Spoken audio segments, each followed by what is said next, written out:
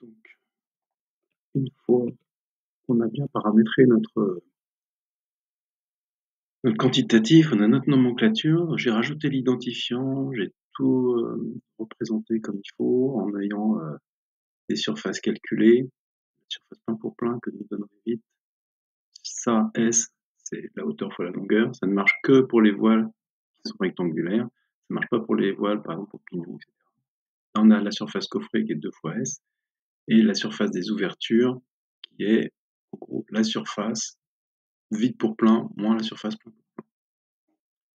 Je le mets dans une feuille, un peu sur le côté, on s'en fiche, et puis dans cette feuille-là, et puis je joue un peu sur les dimensions pour que ce soit propre. Une fois que j'ai fait ça, je vais ici, et vu qu'il n'y a pas de gabarit, il y en a un là, pareil, toujours une technique, je fais CTRL-C, je l'annule, je ne remets sur aucun, et celui-ci, je vais créer un gabarit à partir de la vue, voilà, et j'écrase l'ancien gabarit. Je le renomme, ce ne sera pas les murs, ce sera les voiles.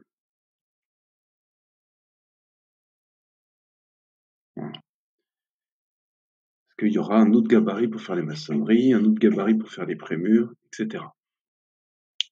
Maintenant, lorsqu'on rend un métré, ce qu'il faut, c'est que ce métré-là soit visible sur le plan de repérage, qu'on puisse comprendre le lien entre le plan de repérage et le métré. Donc, je vais raccourcir un peu ici, mais gris, pardon.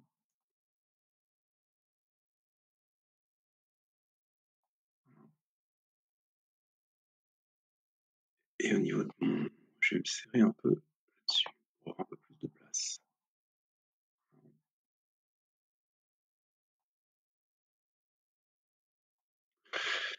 Maintenant, je peux par exemple avoir envie de mettre mes voiles extérieures dans une autre couleur que mes voiles intérieures. Comment on fait ça? Je vais faire VV, filtre, modifie nouveau. Comme c'est pas mon gabarit, il n'y a rien. Donc je vais créer un nouveau filtre que je vais appeler voile. Je vais le mettre en majuscule pour le distinguer des autres. Voile extérieur. Là, comme je suis sur des éléments, je vais taper E et cliquer sur éléments. Je ne filtre que les éléments. Et je vais créer des règles.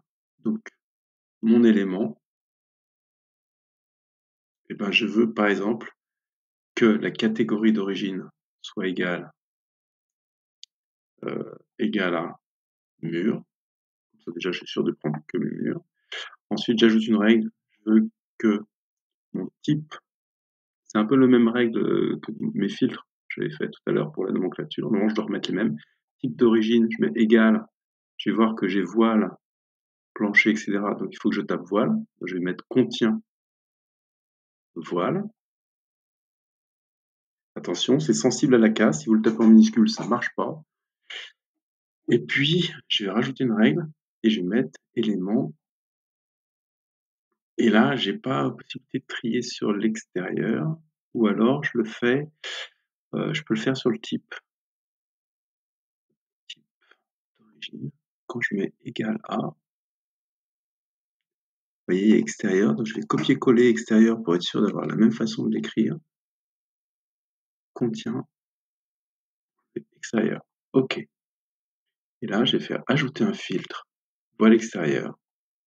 Et ce voile extérieur, pour les coupes, par exemple, je vais dire le motif, je le remplace par